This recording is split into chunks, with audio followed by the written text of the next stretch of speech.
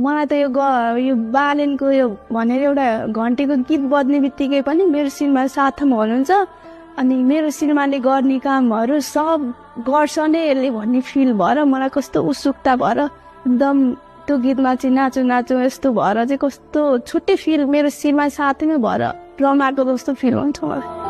मैले भर्खर यो भिडियो हेरिरहेको थिएँ अनि उहाँ दिदीको कुरालाई एकदमै मन छोयो। बालेन रवि हरूप्रति नेपाली जनताको यति आशा बोकेका छन् नेपाली जनताले हैन। अनि भडौ 23 र 24 को घटनामा जति पनि जेनजीहरू शहीद भएका छन् सबैले यति आशा बोकेका छौं। हामी विदेशमा हुनेहरूले झन् धेरै नै आशा गरेका छौं। हेरौं आगामी दिनमा राष्ट्रपालले के गर्छ। त्यो त अब 1-2 महिनापछि थाहा पाइ नै हाल्छौं हामी हैन। अहिले नै त अब जज गर्न सकिदैन सबैजनाले। अब 1-2 महिनापछि हेरौं। तर जनताको आशा चाहिँ मर्न दिनुहुन्न राष्ट्रिय स्वतन्त्रता पार्टीले।